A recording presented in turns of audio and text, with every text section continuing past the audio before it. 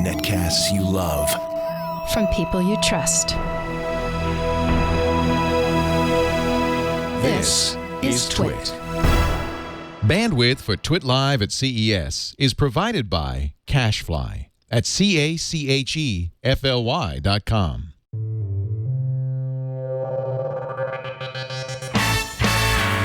This is TWiT's live coverage of the Consumer Electronics Show in Las Vegas, Episode 3 for January 2010. TWiT Live at CES 2010 is brought to you by GoToMeeting. Do more and travel less with GoToMeeting. Make your next meeting a GoToMeeting instead. For your free 30-day trial, visit gotomeeting.com/twit. And by Audible.com. To download a free audiobook of your choice, go to audible.com/twit. And remember to follow Audible on Twitter at audible_com. And by the new voice-activated Sync, featuring hands-free calling, music and podcast search, and turn-by-turn navigation. Available exclusively on Ford, Lincoln, and Mercury vehicles. For more details, visit syncmyride.com.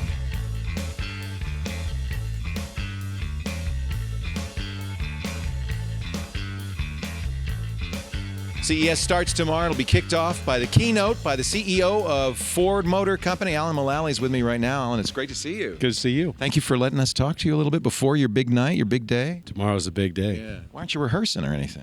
Well, I am right now talking to you.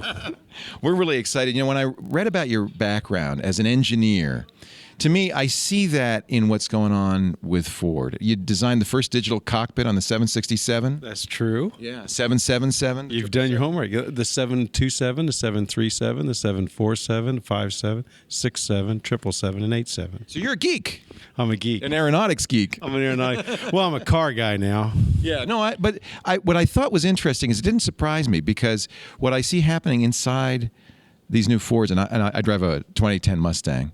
With Sync, and I love it. Isn't it a great car? Thank you very much, yes. Yeah, what do you drive? Yeah, I drive a different car every night. How nice. And most of the time, I drive the competitor's car because when I arrived, we came together as a team that every Ford vehicle that we made from then on was going to be best in class, and the only way you're going to know that is if everybody really understood the competition. Well, you got some heat when just before you joined Ford for saying somebody else's car was the best car on the road. I did, and I was driving a Lexus when Bill Ford called, and I was driving a Lexus because it was the finest car in the world. And I can remember when I first came to Ford, and I had a meeting with all the employees, and one of them said, "Well, why did you come to Ford? You know, if you think Lexus is the best." I said, "I came to Ford because Ford is going to design the best cars in the world." And are you getting close? When you look at the Taurus behind us, yeah, the finest car in the world, just named International Car of the Year. I drove the SHO with the EcoBoost engine. It's got more power than the Mustang does. I love all of that power at the lower RPM because with the direct fuel injection, the turbocharging, not only do you get a 20% improvement in fuel efficiency, 15% reduction in CO2, but you get all that performance at the lower. It's really remarkable. That's pretty neat. So we've been talking a lot about Sync, yes, and now you're calling it Ford, My Ford, and My Ford Touch. My Ford Touch. So what's new?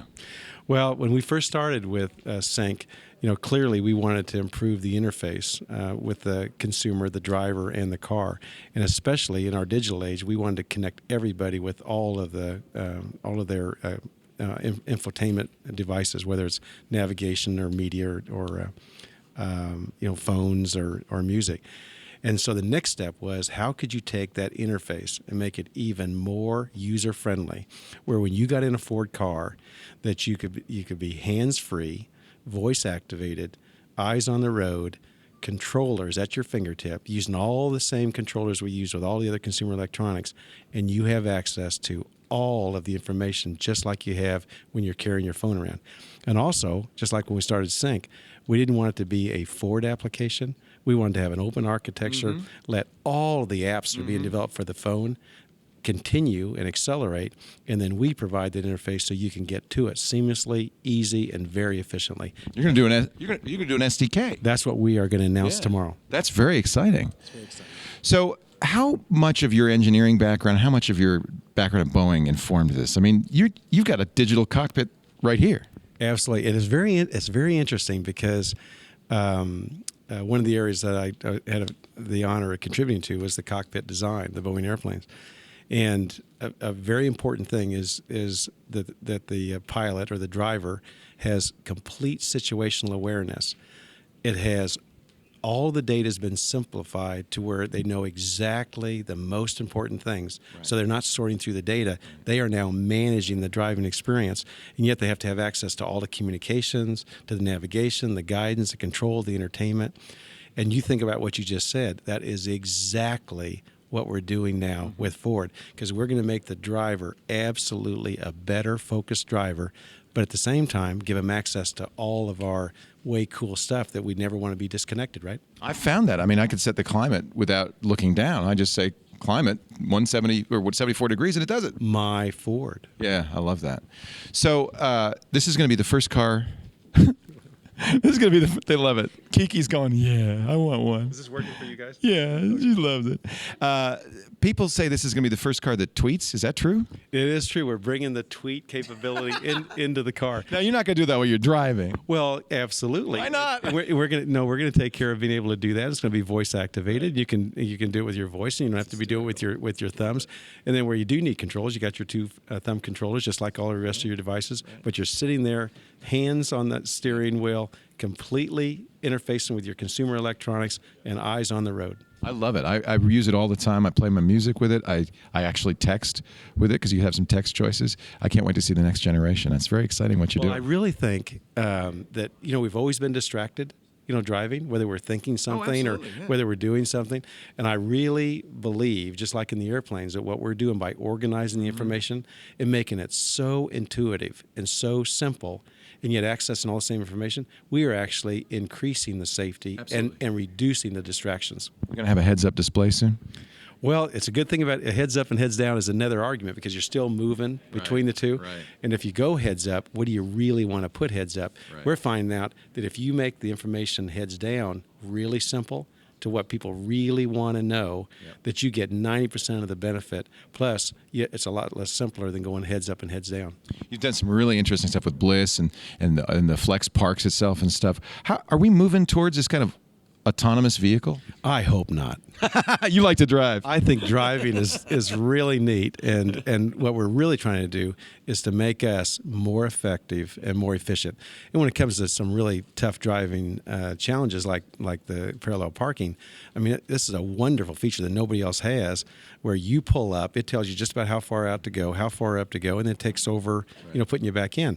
But that's one really complicated task that we can help. But the rest of the stuff, we want the driver to be in control, and we just want to enhance them as a driver. Again, never having to have to sacrifice all your neat stuff. I'll tell you, when I shift in a second on my Mustang and I feel that V8 power. Talk to me about the Mustang. It's a beautiful. You know what I like that you did? And I don't. It's classic styling again. It went back. It feels like a classic Mustang. I just love the styling. Yeah, the Mustang's great.